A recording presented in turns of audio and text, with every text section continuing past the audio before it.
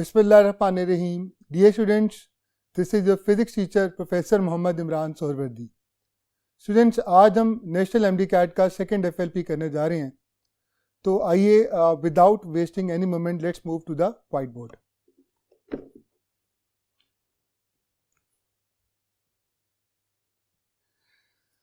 Ji students, first question number 141. If a force of F Newton produces an acceleration A in a body of mass M, इसका मतलब हमारा first question second law of Newton से ही होगा. Then to produce an acceleration equal to A by 4, the similar force needs a body of mass. अब यहाँ पे keyword ये है कि हमारे पास फोर्स चेंज नहीं हो रही है. Force had to be the same, हमने फोर्स को चेंज नहीं होने देना, लेकिन एक्सलेशन पहले से 4 टाइम्स कम हो जाए. तो आइए फॉर्मूला की तरफ चलते हैं. क्वेश्चन नंबर 141 का आंसर हमारे पास होगा delta, that is 4 times the previous mass, that is original mass. अब ये कैसे आया देखते हैं. देखिए फॉर्मूला हमारे पास सेकेंड लॉ ऑफ न्यूटन का होता है F is equal to ma. Keyword force हमारी कांस्टेंट है, वो वेरी नहीं कर रही, सेम रहेगी. तो फिर याद रखिए अगर फोर्स कांस्टेंट हो गई है, ये फैक्टर साइलेंट हो गया, तो product of mass and acceleration had to be the constant. और जब भी दो चीजों का प्रोडक्ट सेम हो, जैसे बॉल्स लॉ में हम लोग पढ़ते थे कि प्रेशर वॉल्यूम का प्रोडक्ट सेम है तो दोनों आपस में इन्वर्सली प्रोपोर्शनल होते हैं. तो अगर मास और एक्सेलरेशन का प्रोडक्ट सेम है तो याद रखिएगा दोनों आपस में इन्वर्सली प्रोपोर्शनल होंगे. जिससे मुराद ये है कि अगर मुझे एक्सेलरेशन को A/4 करना है तो मुझे मास को 4 टाइम्स इंक्रीज करना होगा. तो आप देख सकते हैं first question, it was a very simple question. I hope आप लोगों ने इसे बड़ी आसानी से कर लिया होगा. आइए नेक्स्ट क्वेश्चन की तरफ चलते हैं. हमारा नेक्स्ट क्वेश्चन है question number 142. A 6 kilogram block is release from rest 80 meter above the ground when it has fallen 60 meter. Its kinetic energies. देखिए फर्स्ट जो डिस्टेंस हमें दिया गया इट वॉज 80 मीटर, हमारा उससे कोई कंसर्न नहीं है. हमारा मेन कंसर्न ये, जब भी कोई बॉडी एक हाइट से नीचे आती है तो वो डिस्टेंस जितना फॉल करती है उतनी उसकी स्पीड इंक्रीज करती है, उतनी उसकी काइनेटिक एनर्जी इंक्रीज करती है और पोटेंशियल एनर्जी में उतना कहा जाए वो कमी आती है. तो आइए कैसे इसको सॉल्व करना है. इसका हमारे पास आंसर क्या होगा, दैट इज चार्ली 3500 जूल. अभी कैसे आया आइए देखते हैं. Mass it was given 6 kilogram था, वो हाइट जो कि फॉल उसने की it was 60 meter. We have no concern to do with the 80 meters. Speed का फॉर्मूला आपने याद रखना है, v is equal to √2g, और ये वो है हाइट है जो कि बॉडी फॉल करती है. वैल्यूज प्लेस करूंगा, 2 ऐसे रहेगा. g की जगह मैं 9.8 की बजाय अभी आइडली सॉल्व करने के लिए आसानी के लिए 10 पुट करता हूं. जब मैं 10 पुट करूंगा हाइट को 60, तो आप देख सकते हैं इसका आंसर √1200 आ जाएगा. हम लोगों ने अगर स्पीड निकालनी होती तो हमारा यहां तक सॉल्व हो जाता, लेकिन हम लोगों ने चूंकि काइनेटिक एनर्जी को कैलकुलेट करना है तो हम नेक्स्ट स्टेप पर जाएंगे. काइनेटिक एनर्जी का फॉर्मूला स्टूडेंट्स क्या होता है, बिल्कुल सही, हाफ mv². तो what I will do, half ऐसे ही रहेगा, मास की जगह 6 आ जाएगा, और v की जगह जब मैं √1200 पुट करूंगा तो ये स्केयर √ को कैंसिल आउट कर देगा. अब मेरे पास क्या रह गया, 2 1 2 2 3 6, 3 multiplied by 1200 it gives you 3600 joule. अब ऑप्शंस की तरफ चलते हैं. स्टूडेंट ये जरूरी नहीं होता कि हमेशा एग्जैक्ट वैल्यू हमें वहां पे दी गई हो. आप देख सकते हैं कि यहाँ पे मैंने रफली जी की वैल्यू को 10 मीटर पर सेकेंड स्क्वायर पुट किया था. तो इसका मतलब हम क्लोजेस्ट आंसर की तरफ जाएंगे तो क्लोजेस्ट आंसर में हमारे पास सिर्फ एक ही ऑप्शन है, दैट इज चार्ली 3500 जूल, जो कि वेरी क्लोज टू 3600 है. बाकी उसके करीब कोई भी नहीं है. इट मीन्स 142 का आंसर क्या होगा, चार्ली, दैट इज 3500. आइए नेक्स्ट क्वेश्चन की तरफ चलते हैं. हमारा next question number 143. A particle moves in a circle of radius 5 meter with constant angular velocity of 20 radian per second. Student keyword बोला गया कांस्टेंट एंगुलर वेलोसिटी. हम सब जानते हैं अगर वेलोसिटी चाहे ट्रांसलेशनल मोशन हो चाहे रोटेशनल मोशन हो, अगर वेलोसिटी कांस्टेंट हो जाए तो कोई एक्सेलरेशन प्रोड्यूस नहीं होती। इसका मतलब हमसे पूछ रहा है the magnitude of the angular acceleration of the particle is such a simple question, बहुत ही आसान सवाल था। तो इसका आंसर क्या होगा? That is delta 0 radian per second square. Question number 143, delta, इसका आंसर है 0 रेडियन पर सेकेंड स्क्वायर। कैसे आया? कीवर्ड हमने पिक किया था ओमेगा, ओमेगा वॉज कांस्टेंट। याद रखिएगा अगर ट्रांसलेशनल मोशन होती उसमें अगर v हमारे पास कांस्टेंट हो जाता तो हम कह सकते थे फोर्स 0 है तो टॉर्क हमारे पास, तो फिर एक्सेलरेशन 0 होती। सिमिलरली यहां पर चूंकि हम एंगुलर मोशन की बात करें तो टॉर्क 0 होगा, बॉडी रोटेट तो करेगी मगर उसमें कोई टॉर्क नहीं होगा। तो ये एक बहुत इंपॉर्टेंट पॉइंट कि हर रोटेटिंग ऑब्जेक्ट में टॉर्क नहीं होता। कैसे पता चलता है कि रोटेशन में टॉर्क भी मौजूद है? अगर उसकी एंगुलर स्पीड या तो ज्यादा हो रही हो या कम हो रही हो। अल्फा हमारे पास होता है rate of change of angular speed, चूंकि ओमेगा कांस्टेंट है इसका मतलब एंगुलर एक्सेलरेशन हमारे पास 0 रेडियन पर सेकंड स्क्वायर आ गई। आइए नेक्स्ट क्वेश्चन की तरफ चलते हैं। हमारा नेक्स्ट क्वेश्चन है question number 144, which of the following is a wrong statement. बताइए इनमें से कौन सी स्टेटमेंट जो है वो चूंकि रॉन्ग है। Alpha sound waves transport energy, देखें वेव्स जितनी भी होती हैं दे ट्रांसपोर्ट एनर्जी, इसका मतलब पहला तो रॉन्ग नहीं हो सकता। Beta sound waves are mechanical waves, हम सब जानते हैं कि साउंड वेव्स मैकेनिकल वेव्स हैं, they do need a medium for the propagation. ये जो है ये नॉन मैकेनिकल वेव्स नहीं है। बीटा ऑप्शन भी बिल्कुल सही है। Charlie sound waves travel adiabatically. Students हम सब अच्छी तरह से जानते हैं कि लैप्लास ने जो करेक्शन की थी in the speed of the sound that was calculated by the Newton, it was कि उसने assumption ये की थी that the propagation of the sound through the air is an adiabatic process, और इसलिए हमें ये बात याद रहनी चाहिए कि ये चार्ली ऑप्शन बिल्कुल ठीक है।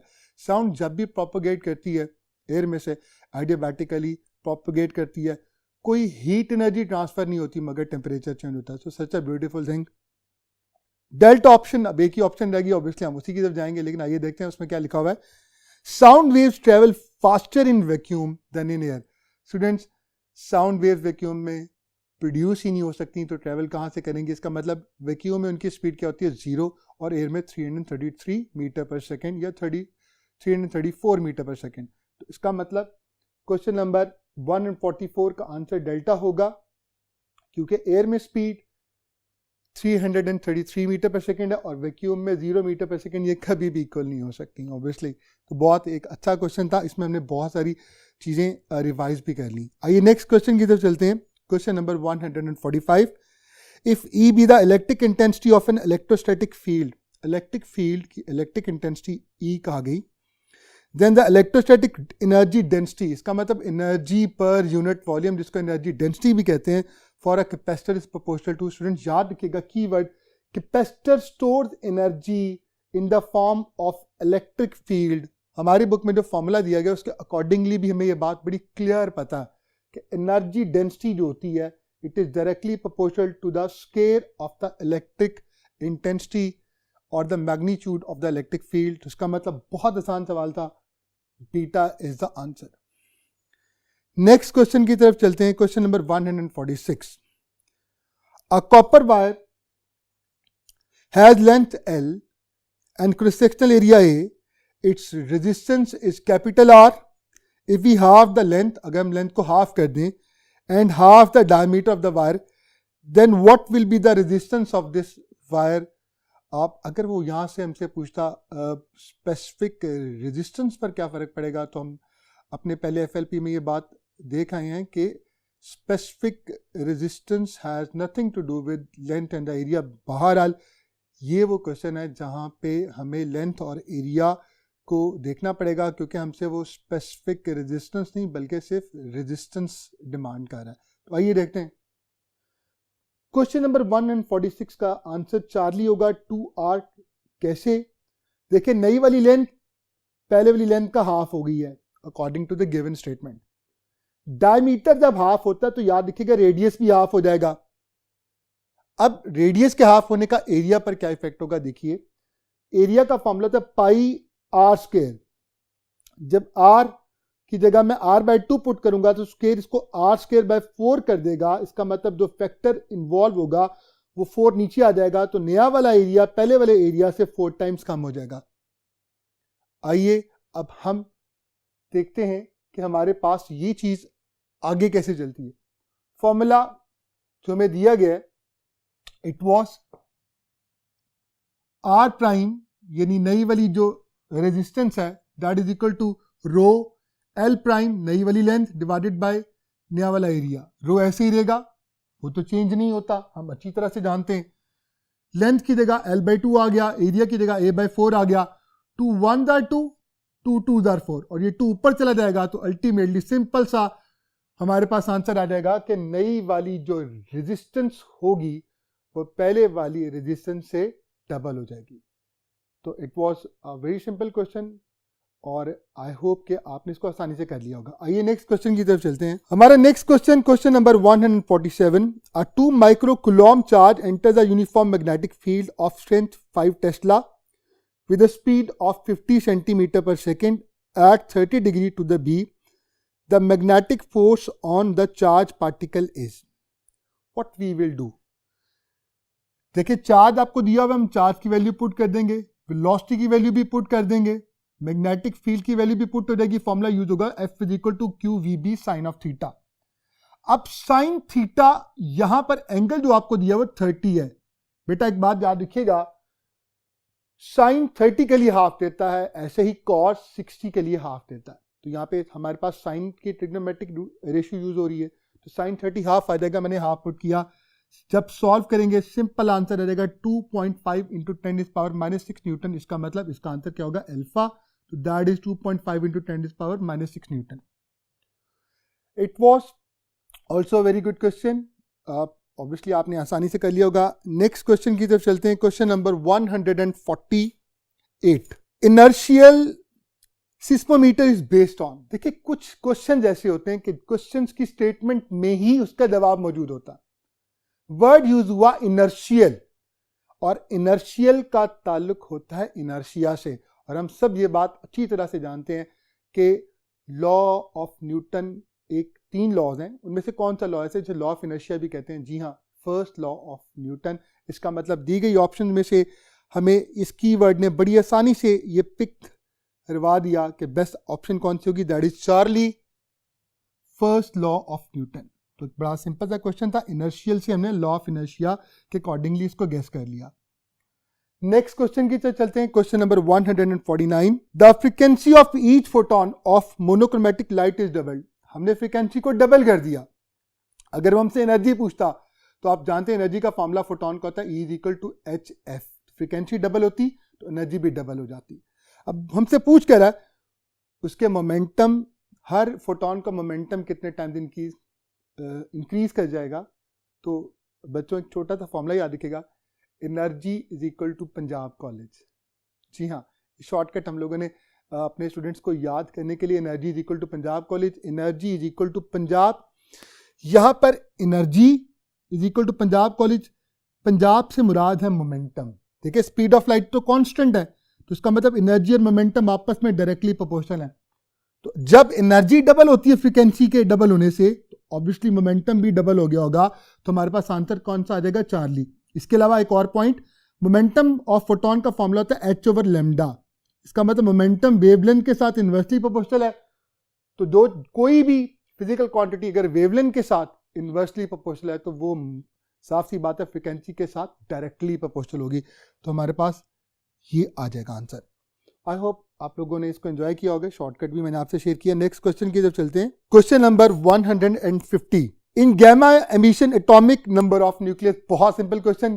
गैमा एमिशन बेसिकली न्यूक्लियस में से एक फोटोन, जो गैमा रे फोटोन होता है, जो हाईली एनर्जेटिक फोटोन होता है, वो जब न्यूक्लियस से निकलता तो एक फोटोन है, वो कोई इलेक्ट्रॉन नहीं है या कोई अल्फा पार्टिकल नहीं है जो चार्ज नंबर या मास नंबर को कहीं इफेक्ट करेगा। तो इसका मतलब बड़ा सिंपल सा है, फोटोन के बाहर निकलने से एटॉमिक मास पर या एटॉमिक चार्ज नंबर पर कोई भी फर्क नहीं पड़ना चाहिए।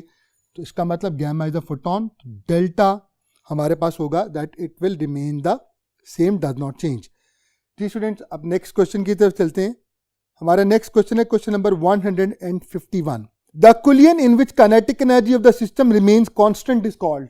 वो कुलियन जिसमें काइनेटिक एनर्जी कांस्टेंट रहती है उस कुलियन को क्या कहते हैं? बड़ा सिंपल सा क्वेश्चन है.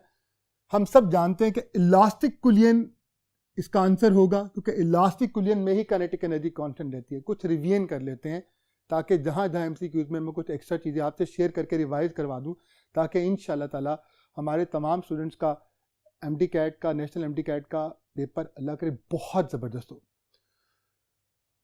याद रखिएगा, मोमेंटम की अगर बात की जाए तो क्वेश्चन नंबर 151 का तो आंसर अल्फा हो गया, इलास्टिक कुलियन हो गया, लेकिन कोई एक्स्ट्रा पॉइंट बता रहा हूं. मोमेंटम चाहे इलास्टिक कुलियन हो चाहे इलास्टिक कुलियन हो, याद रखिएगा मोमेंटम हमेशा कंजर्व ही रहता है, ये कभी चेंज नहीं होता.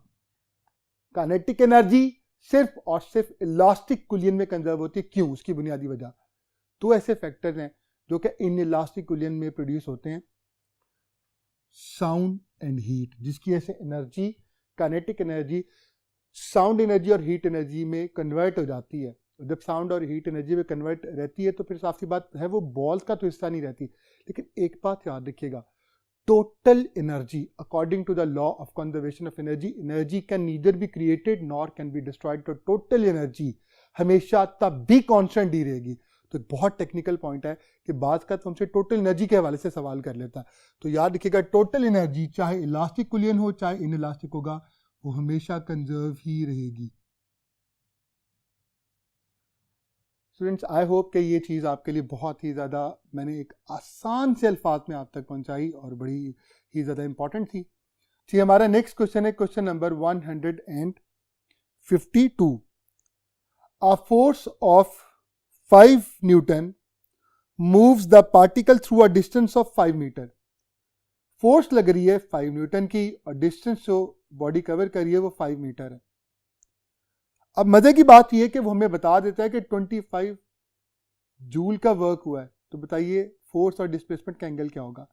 स्टूडेंट्स, याद रखिएगा कि मैक्सिमम अगर वर्क हो तो that is simply the product of force and displacement. और यहाँ पे फोर्स भी 5 है, डिस्प्लेसमेंट भी 5, तो 5 × 5 कितना होगा? 25 मीटर. तो इसका मतलब इसका आंसर क्या होगा? That is 0. क्यों? क्योंकि वर्क जब मैक्सिमम होता है तो that is simply the product of force and the displacement.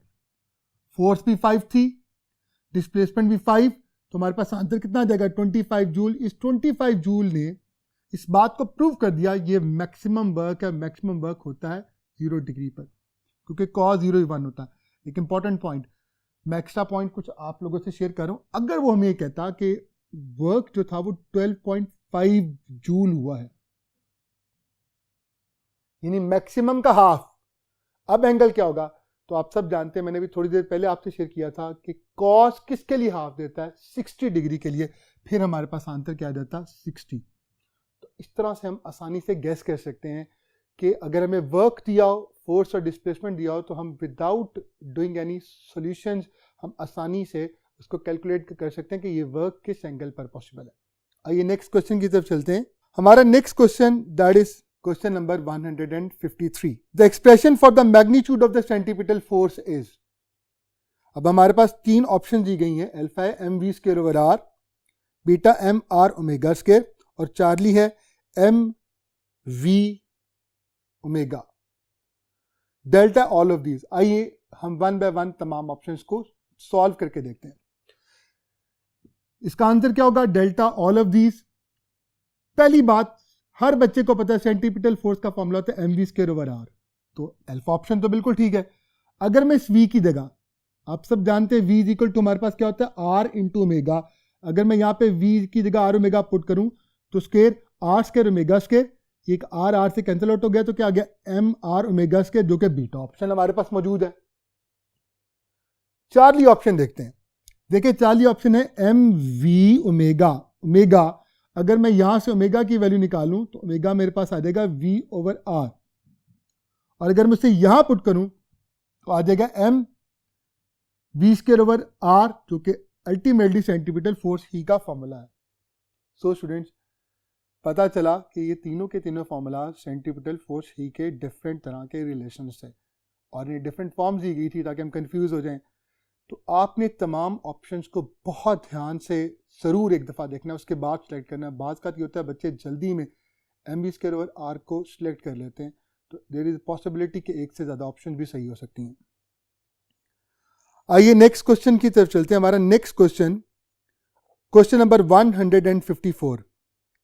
If a wave is traveling at a speed of 150 meter per second and has a wavelength of 5 meter, then find out the frequency of the wave. तो आपने frequency निकालनी है। Simple formula use करेंगे, V is equal to f lambda. Students हमारे पास इसका answer क्या आएगा? चार्ली 38 कैसे आता है? F इज इक्वल टू होगा V बाय लेमडा। V भी आपको दिया हुआ है, दैट इज 150 और लेमडा 5। सिंपली सॉल्व कर लेंगे, 30 हर्ट्ज आपका आंसर आ जाएगा। तो एक बहुत आसान क्वेश्चन था, बिल्कुल भी डिफिकल्ट नहीं था।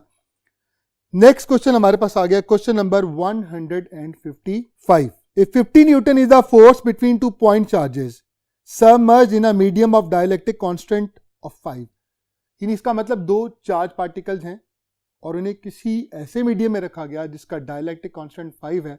याद रखिएगा डायलैक्टिक कांस्टेंट के आ जाने से हमेशा फोर्स डिक्रीज कर जाती है। कितने टाइम्स डिक्रीज कर जाती है? ओरिजिनल फोर्स जो भी होगी, सपोज करें 10 है, तो आप उसको उस डायलैक्टिक मीडियम की जो परमिटिविटी से डिवाइड कर दें। जैसे सपोज करें अगर वो 2 होती और ओरिजिनल फोर्स जो थी वो आउट ऑफ द मीडियम जो थी इट वॉज लाइक 10, तो आप कितनी रह जाएगी?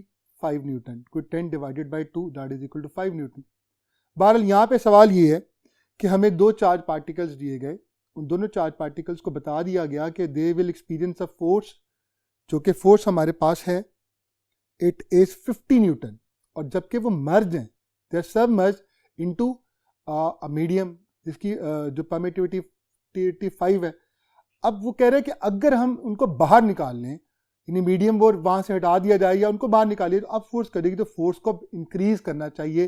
कितने टाइम्स पहले डिवाइड किया था, अब उतने टाइम्स इंक्रीज कर जाएगी। तो आपने सिंपली 50 को 5 से मल्टीप्लाई करना और कुछ भी नहीं करना। इसका मतलब आंसर क्या आएगा? 250 न्यूटन, बिकॉज पहले वाली फोर्स परमिटिविटी को F प्राइम से मल्टीप्लाई कर देंगे, 5 multiplied by 50 it will give you 250 Newton. Students आइए अब अपने नेक्स्ट क्वेश्चंस करने के लिए हम लोग नेक्स्ट बोर्ड की तरफ शिफ्ट होते हैं। ले स्टूडेंट हमारा next question number 156। Calculate the rate at which energy is transferred by 220 volt main supply which provides a current of 0.1 ampere to an LED। देखें हमसे वो rate at which energy is transferred, इसका मतलब energy over time that is equal to power. अब power का formula हमारे पास बहुत सारे फॉर्मूलाज हैं। Power is equal to IV, I²R, V²/R। अब यहाँ पे हम कौन सा फॉर्मूला यूज करेंगे? हमें जो फिजिकल क्वांटिटीज दी गई हैं that is current and voltage. तो I will do what, I simply use question 156 का आंसर हमारे पास 22 वॉट होगा। कैसे? पावर का फॉर्मूला जो यूज किया वो according to the given conditions current और वोल्टेज हमें प्रोवाइड की गई है। करंट की जगह 0.1 एम्पेयर, वोल्टेज की 220 वोल्ट। 0.1 को अगर मैं डेसिमल को खत्म करूं 1/10, ये 0 से कैंसिल आउट, तो 22 watt that is our answer. एक बड़ा आसान सवाल था। नेक्स्ट क्वेश्चन की तरफ चलते हैं। हमारा नेक्स्ट क्वेश्चन है question number 157। An electron continues to move in a straight line. एक इलेक्ट्रॉन है वो स्ट्रेट पाथ पे है और स्ट्रेट पाथ पे मूव करते ही चला जा रहा है। Well passing through the magnetic field choose the correct statement. मेरे ख्याल में हम वैसे भी गैस कर सकते हैं, चार्ज पार्टिकल अगर मैग्नेटिक फील्ड में से अनडेविएटेड गुजरा है तो या तो वो पैरेलल गया होगा या एंटी पैरेलल गया होगा। इसका मतलब या तो एंगल 0 होगा या 180 डिग्री होगा। तो इन तमाम ऑप्शंस में Charlie option is the only one. It is possible if B is parallel to the direction of the motion of the electron. It means it is projected parallel to the magnetic field. So, question number 157 का हमारे पास answer या तो 0 या 180 हो सकता था, क्योंकि magnetic force को 0 ना चाहिए तभी स्ट्रेट पाथ होगा। तो हमारे पास इसका आंसर कौन सा हो गया? That is Charlie option. Next question number 158। बहुत ही आसान सवाल। A current generator is a device that converts. देखिए जनरेटर, जब लाइट चली जाती है तो आप जनरेटर ऑन करते हैं, तो जनरेटर क्या करता है? जनरेटर बेसिकली उसमें कॉइल रोटेट करता है, फ्लक्स चेंज होता है और EMF इंड्यूस होती है। इसका मतलब वो मैकेनिकल एनर्जी को इलेक्ट्रिकल एनर्जी में कन्वर्ट करता है। हमारे घर में लाइट आ जाती है, बिजली आ जाती है। तो इसका मतलब it's very simple that the objective जो मकसद है उसका एसी जनरेटर का it was to convert mechanical energy into the electrical energy. अगर प्रिंसिपल ऑफ वर्किंग पूछा जाता it was Faraday's law of electromagnetic induction होता। तो it was a very simple question. Question number 158 का आंसर बीटा होगा, mechanical energy से electrical energy में simple conversion होगी। आइए नेक्स्ट क्वेश्चन की तरफ चलते हैं। हमारा next question number 159, the value and units of the Planck's constant. देखें प्लांक्स कांस्टेंट की वैल्यू फिंगर टिप से होनी चाहिए 6.63 इंटू 10⁻⁻34 जूल सेकंड, और तमाम ऑप्शन में से सिर्फ चार्ली ऑप्शन ही इससे सूट कर रही है। तो इसका मतलब 159 वाज अ सिंपल क्वेश्चन, बहुत आसान सवाल था। क्वेश्चन नंबर 160, एक बड़ा इंपॉर्टेंट क्वेश्चन, इंटरेस्टिंग क्वेश्चन है। If a nucleus XAZ it emits an alpha particle and resultant nucleus, उसके बाद जो रिजल्टेंट न्यूक्लियस बना, it emits a beta particle, then atomic charge number and mass number of final nuclei क्या होगा। आइए देखते हैं सबसे पहले क्या होगा। सबसे पहले हमारे पास जो एटॉमिक चार्ज, इसका आंसर क्या होगा क्वेश्चन 160 का, इट वाज बीटा। कैसे आया देखते हैं। अल्फा पार्टिकल जिसको हीलियम न्यूक्लियस भी कहते हैं, जब वो निकला होगा तो याद रखिएगा एक्स के एटॉमिक मास में से 4 माइनस हुआ होगा, क्योंकि यहाँ पे 4 है, इससे बाहर जाना तो 4 ये माइनस कर देगा। जो भी यहाँ पे सिंबल होगा उसका ऑपोजिट यहाँ पे होगा। यहाँ पे अगर +4 है तो वहाँ पे -4 होगा, और 2 बाहर जाना है तो उसका मतलब Z में से -2 हो जाएगा। ये तो वो हमारे पास फर्स्ट न्यूक्लियाई बन चुका होगा। अब इसके बाद उसने कहा कि जो फर्स्ट न्यूक्लियाई बनेगा ये फर्स्ट डिसइंटीग्रेशन के बाद, तो वो उसमें उसने एक बीटा पार्टिकल को भी एमिट करना। अब बीटा पार्टिकल कहते हैं an electron, fast moving electron. Electron का सिंबल कोई मैथ तो उसका कंसीडर नहीं होता इन दैट सेंस, तो -1 इसका चार्ज होता है। अगर ये -1 है तो याद रखिएगा तो ऑलरेडी न्यूक्लियस तो Z-2 और A-4 बन चुका है, तो Z-2 में इस -1 की वजह से +1 हो जाएगा, ऊपर A-4 ही रहेगा। ये देखिएगा हमारे पास नया वाला जो फाइनल न्यूक्लियस बनेगा उसमें A-4 ही रहेगा, लेकिन यहां पर Z-2 +1, -2 में +1 it will give you Z-1, तो this is our final nucleus, जिसको मैं एक्स प्राइम भी कह सकता हूं। इसीलिए हमारे पास बेस्ट आंसर कौन सा हो गया, बीटा। आइए नेक्स्ट क्वेश्चन की तरफ चलते हैं। Question number 161, a stone is dropped from a height of 245 metre from the ground, it will hit the ground after. इसका मतलब अब ये सवाल हमारे पास ये है कि अगर किसी भी ऑब्जेक्ट को किसी हाइट से फ्रीली फॉल करने दिया जाए तो वो कितनी देर बाद नीचे आएगा अगर आपको हाइट दी गई हो। तो फॉर्मूला कौन सा यूज होगा, बड़ा फेमस फॉर्मूला है। इसका आंसर क्या होगा, चार्ली 7.1 सेकेंड। फॉर्मूला कौन सा यूज होगा, H = ½ GT²। तो कभी भी कोई चीज ऊपर से नीचे आ रही है, आपको उसकी हाइट दी हुई है, तो अब टाइम निकालना है तो आप फॉर्मूला H = ½ GT² यूज करेंगे। इसको S = ½ GT² भी लिखा जाता है, Y = ½ GT² भी लिखा जाता है। मैं क्या करूंगा, मुझे चूंकि टाइम चाहिए, टाइम में सेपरेट कर लूंगा, 2 जाके 2H से मल्टीप्लाई होगा, G यहाँ के डिवाइड हो जाएगा और स्क्वायर रूट हो जाएगा, क्योंकि मुझे ये स्क्वायर नहीं चाहिए, मुझे सिर्फ टाइम चाहिए। What I will do, I will put down the values, 2 ऐसे रहेगा, H की जगह 245 और G की जगह दोबारा मैं आइडियली 10 ही पुट कर रहा हूं ताकि आसानी से हम इसको सॉल्व कर सकें। 245 × 2 490 होता है, नीचे 10 आ गया, 0 0 से कट गया, √49, और √49 बेसिकली 7 की इक्वल होता है। इसका मतलब हम उस ऑप्शन की तरफ जाएंगे जो 7 के सबसे क्लोजेस्ट है, that is Charlie option 7.1 second. So it is our answer. Next question की तरफ चलते हैं। हमारा नेक्स्ट क्वेश्चन है question number 162, a cycle and a scooter having same kinetic energy are stopped by equal retarding forces. बड़ा मजे का question है। वैसे ऐसे क्वेश्चन लोडेड बस और अनलोडेड बस का बड़ा फेमस क्वेश्चन था, वो भी आप लोगों ने किया ही होगा। सो आइए इसको देखते हैं। Cycle and scooter. अब हमें लगता है साइकिल को रोकना मुश्किल होगा और स्कूटर को रोकना स्कूटर को रोकना मुश्किल होगा और साइकिल को रोकना कंपैरेटिवली इजी होगा। तो आइए क्वेश्चन की तरफ चलते हैं। अ cycle and scooter having same kinetic energy, दोनों की काइनेटिक एनर्जी क्या है, सेम। तो पहला कीवर्ड एनर्जी दोनों की सेम है। आर स्टॉप्ड, इसका मतलब दोनों की फाइनल एनर्जी भी सेम होगी, क्योंकि जब स्टॉप हो गए तो दोनों की फाइनल एनर्जी क्या होगी, that is equal to 0।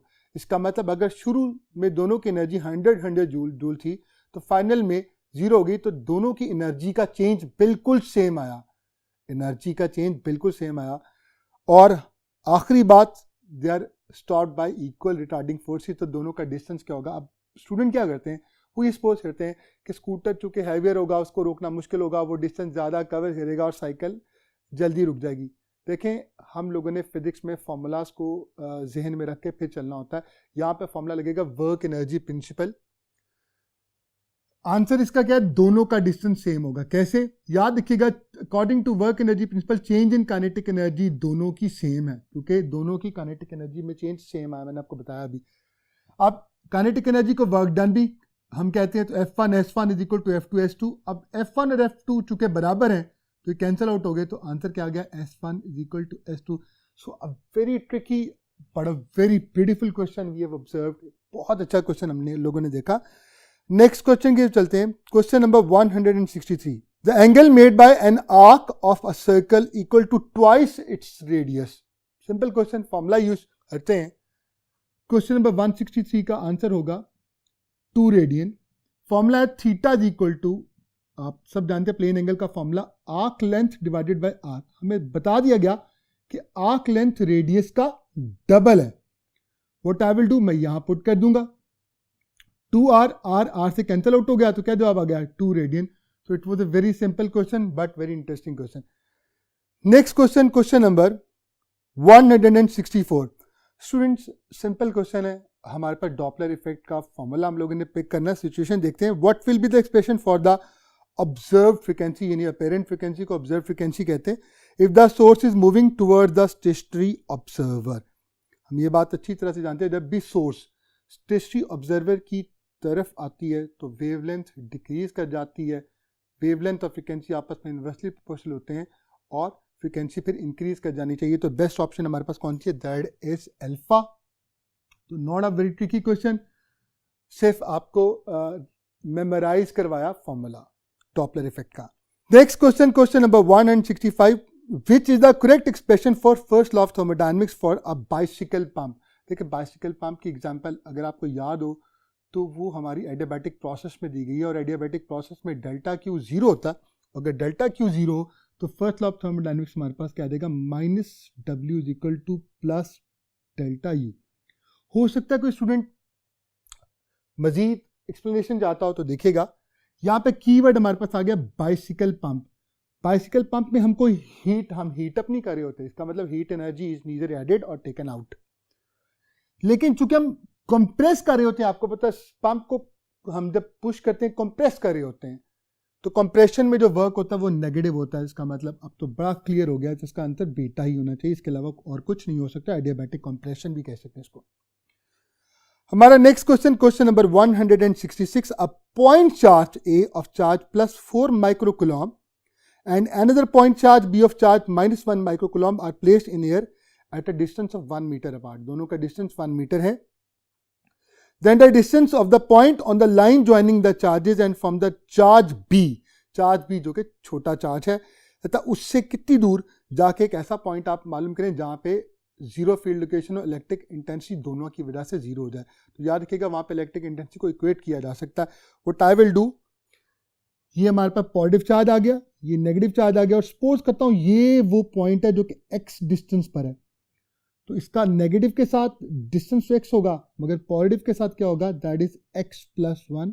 I will do what, मैं दोनों की के लिए इक्वेशन लिखूंगा, इलेक्ट्रिक इंटेंसिटी की Q smaller over x² is equal to KQ large over 1 + x का स्क्वायर। स्मॉल 1 है और K से कैंसिल आउट हो जाएगा। स्मॉलर चार्ज जो है वो 1 माइक्रोकूलम है और लार्जर चार्ज 4 है, माइक्रो से कैंसिल आउट हो गया, ये 4 रह गया। अब क्रॉस मल्टीप्लिकेशन करने से पहले अगर मैं दोनों तरफ अंडर रूट ले लूं, यहां पर भी अंडर रूट ले लिया, यहां पर भी अंडर रूट ले लिया, तो आप देख सकते हैं ये 1/x रह जाएगा, ये 2/1 + x रह जाएगा। स्टूडेंट, क्वेश्चन को कंप्लीट करने के लिए आइए हम नेक्स्ट बोर्ड की तरफ शिफ्ट होते हैं। जी, 1 + x is equal to 2 over 1 + x, cross multiplication हो जाएगी यहां पर 1 + x is equal to 2x, ये 1 प्लस एक्स वहां जाके माइनस हो जाएगा, तो 2x में से माइनस एक्स, एक्स माइनस 1 वहां जाके प्लस, तो x का आंसर 1 आ जाएगा। आई होप आप लोगों ने इसको कर लिया होगा। It was a very important question, zero field location electric intensity का ये बहुत ही इंपॉर्टेंट क्वेश्चन था। अपने नेक्स्ट क्वेश्चन की तरफ चलते हैं। हमारा नेक्स्ट क्वेश्चन हमारे पास आता है कंपैरेटिवली थोड़ा इजियर है।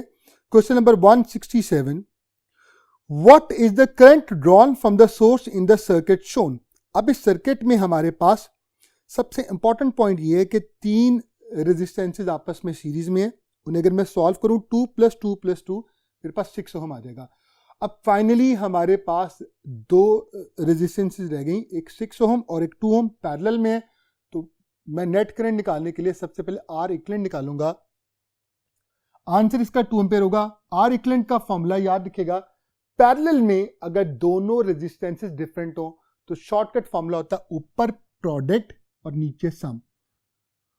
एक 6 ओम जो कि वो तीनों ऐड हुई थी, और एक हमारे पास 2 ओम है। 6 × 2 डिवाइडेड बाय 6 + 2 12 डिवाइडेड बाय 8 आ जाएगा।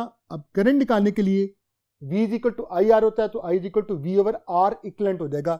V और R इक्विवेलेंट, V आपको दिया हुआ 3 वोल्ट, 12/8, 8 ऊपर जाएगा, 3 8 = 24 और 12 2 = 24 होता है। तो इसका मतलब हमारे पास आंसर क्या देगा 2 एम्पीयर। आइए स्टूडेंट्स अपने नेक्स्ट क्वेश्चन की तरफ चलते हैं। हमारा next question number 168, the number of turns in the primary coil of a transformer is 50 and the number of turns in the secondary coil is 200। Student first FLP में मैं आपको एक छोटा सा शॉर्टकट सिखा चुका हूं कि हम ट्रांसफार्मर के जो न्यूमेरिकल्स होते हैं उनमें कैलकुलेशन के बगैर स्ट्रेट अवे आसानी से प्रॉब्लम्स को सॉल्व कर सकते हैं। तो आइए उसको दोबारा अप्लाई करते हैं। देखिए, number of turns of primary है 50 और number of turns of secondary है 200। इसका मतलब it's very clear that number of turns of the secondary are 4 times greater than number of turns of the primary. तो याद रखिएगा, ये स्टेप अप ट्रांसफार्मर है, जितने टाइम्स नंबर ऑफ टर्न्स बढ़ते हैं उतने टाइम्स वोल्टेज भी बढ़ती है। तो शॉर्टकट सिंपल, सेकेंडरी की वोल्टेज प्राइमरी का 4 टाइम्स होगी, जो कि 240 थी, मल्टीप्लाइड बाय 4 960 वोल्ट। आंसर क्या आ गया, डेल्टा 960 वोल्ट। तो एक दफा दोबारा मैंने एक शॉर्टकट से आपको इस क्वेश्चन को करना सिखाया।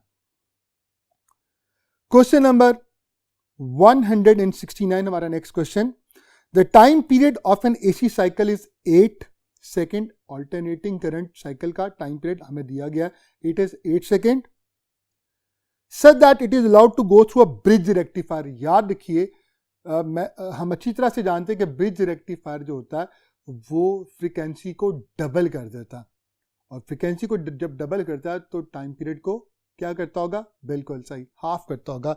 इसका मतलब हमारे नेक्स्ट क्वेश्चन में आंसर 4 सेकेंड होगा। क्यों? क्योंकि ब्रिज रेक्टिफायर फ्रीक्वेंसी को डबल करता, टाइम पीरियड को हाफ करता है। ओरिजिनल टाइम पीरियड 8 था, डिवाइडेड बाय 2, 4 सेकेंड आंसर आ जाएगा। तो क्वेश्चन नंबर 169 का आंसर हमारे पास क्या आ गया, alpha that is equal to 4 seconds. आइए नेक्स्ट क्वेश्चन की तरफ चलते हैं। हमारा next question number 170, a man of 100 kilogram, mass आपको दिया गया, absorb energy 100 joule from the radiation, the absorb dose is. तो एब्जॉर्ब डोज बड़ी सिंपल सी बात है, हम डोज डिवाइडेड बाय मास का फॉर्मूला यूज करेंगे, that is E/m, 1000 divided by 100, 2 0 cut जाएंगे तो 10, that would be your answer. तो क्वेश्चन नंबर 170 का हमारे पास जो आंसर बनेगा it is beta. Next question की तरफ चलते हैं। Question number 171, the range of the projectile depends upon the velocity of the projection, हम अच्छी तरह से जानते हैं, and the angle of projection is 45 degree. हम सब जानते हैं 45 डिग्री एक ऐसा एंगल है जिस पर रेंज मैक्सिमम होती है, बिल्कुल सही। तो for a fixed velocity when the angle of projection is larger than 45 degree, which of the following is correct. याद रखिएगा, अगर एंगल 45 डिग्री से ज़्यादा होगा तो 45 डिग्री से नीचे अगर बात की जाए तो रेंज होती है, और कंपैरिजन किया जाए हाइट का तो रेंज कंपैरेटिवली ज़्यादा होती है एज कम्पेयर टू हाइट। ठीक हो गया। और 45 पर रेंज मैक्सिमम हो जाती है, और कितनी हो जाती है ये भी मैं आपको बताता हूँ। 45 डिग्री पर जो रेंज हमारे पास होती है it is 4 times at that height, और 45 से ऊपर क्या होता है, 45 से ऊपर ये होता है कि रेंज डिक्रीज करने लग जाती है और हाइट बढ़ने लग जाती है। इसका मतलब हम कह सकते हैं अगर इनकी वैल्यूज़ को कंपेयर किया जाए तो रेंज अपनी 45 की वैल्यू से कम होगी और जो हाइट होगी वो अपनी 45 की वैल्यू से ज़्यादा हो चुकी होगी। तो बेस्ट ऑप्शन फिर हमारे पास कौन सी आई, that is delta. The height attained by the projectile 45 degree की बात कर रहा हूँ, will be more but the range is less. के 45 के साथ कंपेयर किया जाए तो वहाँ पे साफ सी बात है रेंज ज़्यादा थी, हाइट कम थी। अब as compare to that one हमारे पास रेंज 45 से वाली तो नहीं होगी और हाइट 45 वाली नहीं होगी, बल्कि उससे थोड़ी सी ज़्यादा हो चुकी होगी। तो इसका आंसर 171 का हमारे पास क्या आ गया, that is delta. Range decrease करती है, हाइट इंक्रीज करती है। Next question, question number 172, which of the following statement shows that no work is done. इनमें से कौन सी स्टेटमेंट ऐसी है जो कहती है कि कोई वर्क नहीं हुआ। Alpha option, pushing a car to start it moving, आपने फोर्स लगाई, बॉडी ने डिस्टेंस कवर किया, ऑब्वियसली आपने काम किया, काइनेटिक एनर्जी बनी उसकी। Beta, writing an essay on a pen, देखिए जब आप ऐसे लिखते हैं तो फोर्स भी लगाते हैं, डिस्प्लेसमेंट भी होती है, तो ऑब्वियसली वर्क हुआ। लिफ्टिंग द वेट्स, आप वेट को किसी खास हाइट तक लेके जाते हैं, work done in the gravitational field mgh, work हुआ। लेकिन delta, the moon orbiting the earth, moon gravity की वजह से अर्थ के अराउंड जब रिवॉल्व कर रहा होता है, तो इंपॉर्टेंट पॉइंट याद रखिएगा, यहाँ पर बच्चे समझते हैं शायद डिस्प्लेसमेंट जीरो है, जी नहीं, डिस्प्लेसमेंट की वजह से नहीं, बल्कि हर पॉइंट पर जो एंगल बन रहा है ग्रेविटेशनल फोर्स का और इंस्टेंटेनियस जो डिस्प्लेसमेंट का, वो 90th किसी भी पॉइंट पर कोई वर्क नहीं हो सकता। तो उसका मतलब क्वेश्चन 172 का आंसर क्या होगा, delta. No work is done because at every point in a circular path the displacement which is instantaneous displacement is perpendicular to the centripetal force, और यहाँ पे centripetal force gravitational field है। जी, हमारा next question, question number 173, two particles of mass capital M and M, दोनों का mass different है, are moving in circles of the radii capital R and the smaller r, if their time periods are the same then what will be the ratio of the linear velocity। आइए देखते हैं इसका answer हमारे पास क्या होगा, Charlie, that is simply the ratio of their respective radii. कैसे, formula होता है v is equal to r omega. देखिए ओमेगा आपके पास क्या हो गया, कीवर्ड हो गया सेम है, इसका मतलब वेलोसिटी और रेडियस आपस में डायरेक्टली प्रोपोर्शनल होगी, तो सिंपली वेलोसिटी की जो रेशियो होगी that is the ratio of their respective radii, तो capital R over smaller r। So best option कौन सी होगी, दैट इज चार्ली। आइए नेक्स्ट क्वेश्चन की तरफ चलते हैं, question number 174, the product of angular frequency and time period for a simple harmonic oscillator is equal to। इसका answer हमारे पास क्या बनता है, दैट इज बीटा 2 पाई। सबने कर लिया होगा, लेकिन हम देखते हैं इसको। ओमेगा का फॉर्मूला होता है 2 पाई एफ, एफ यहाँ पे आके डिवाइड हो जाएगा। अब 1 ओवर एफ यहाँ पे लिखा हुआ है, that is 1 over f, it is equal to time period, तो omega into t is equal to क्या आ गया, 2 पाई। तो 174 का आंसर वाकई 2 पाई ही बनता है, which is the beta option. Next question, question number 175, the work done during following expansion of, तो एक्सपेंशन आपको दी गई है, वॉल्यूम चेंज हो रहा है। हमारे जो नेशनल एमडी कैट है उसका जो सिलेबस है उसमें हमने हीट एंड थर्मोडायनामिक्स में हमारा लर्निंग आउटकम है कि हमने we must be having the skill कि हम जो वॉल्यूम चेंजेस हैं उनसे रिलेटेड सारे के सारे वर्क कैलकुलेट कर सके। तो बाज़ का याद रखिएगा, सर्कुलर एक सर्कल बना होता है, तो बच्चे उसमें समझते हैं कि वर्क डन जीरो है, जी नहीं, आपने उस सर्कल का एरिया निकालना है जिसका फॉर्मूला मैं आपको बता देता हूँ, पाई आर स्क्वायर। ये क्वेश्चन तो नहीं है, लेकिन it's a very important question और वो कभी भी आपसे पूछा जा सकता है। तो प्रेशर वॉल्यूम कर्व में जब भी कोई एरिया बनेगा, वो एरिया जितना भी होगा that is equal to work done. तो यहाँ पे क्या होगा, यहाँ पर हम एरिया निकालेंगे। कैसे, प्रेशर और वॉल्यूम का ये जो कर्व है इसका मैं एरिया निकालूंगा। आप देख सकते हैं एक्स एक्सिस के लॉन्ग जो डिस्टेंस बनता है 20 - 5 15 है, और वाई एक्सिस के long that is 10। Simple work done का फॉर्मूला था P इंटू वी, 15 × 10 150 जूल। तो मेरा इसका आंसर क्या हो जाएगा, 150 जूल। आप simply you will find area under the curve. आइए नेक्स्ट क्वेश्चन की तरफ चलते हैं, question number 176, ratio of the electric potentials at 2 metre distance from each charge. तो इसका मतलब डिस्टेंस दोनों के लिए सेम है। ड्यू टू 2 चार्जेस, दोनों चार्जेस की मैग्नीट्यूड आपको दी गई है 4 माइक्रोकूलम एंड 16 माइक्रोकूलम। तो इलेक्ट्रिक पोटेंशियल की रेशियो क्या होगी, इसका जवाब क्या होगा? चार्ली 1/4 कैसे आया? देखें, पोटेंशियल का फॉर्मूला होता है KQ/R। यहाँ पे K बी साइलेंट, वो तो कांस्टेंट है, आप सब जानते हैं, वो सेम रहेगा दोनों के लिए। डिस्टेंस पहले बता दिया गया, दोनों के लिए सेम है। इसका मतलब पोटेंशियल चार्ज के साथ डायरेक्टली प्रोपोर्शनल होगा। इसका मतलब जो पोटेंशियल्स की रेशियो होगी, it is the ratio of their respective charges. Put करेंगे 4 डिवाइडेड बाय 16 माइक्रो से कट गया तो 1/4, दैट इज आवर आंसर। तो क्वेश्चन 176 का आंसर क्या हो गया? That is Charlie 1/4। Next question की तो चलते हैं, question number 177। Temperature coefficient of the resistance for semiconductors is negative because their resistance. देखें, क्वेश्चन से ही क्लियर है, हम अच्छी तरह से जानते हैं कि जो हमारे पास जो कंडक्टर्स होते हैं उनमें टेम्परेचर को बढ़ाने से रेजिस्टेंस बढ़ जाती है और उनके लिए अल्फ़ा जो होता है उसको हमेशा पॉजिटिव लिया जाता है। और सेमी कंडक्टर्स के लिए चूँकि टेम्परेचर को बढ़ाने से रेजिस्टेंस कम होती है, ठीक है, तो उसके लिए अल्फ़ा हमेशा नेगेटिव लिया जाता है। तो हमारे पास कौन सा आंसर बेस्ट हुआ? That is beta. बड़ा सिंपल सा क्वेश्चन था, इंफॉर्मेशन बेस्ड था। Next question, question number 178। A coil having an area 2 metre square, area आपको दिया गया, is place in a magnetic field which changes from 1 weber per metre to 4 weber per metre square. इसका मतलब 1 से 4 change हुई है, तो चेंज कितना आया? 3 का।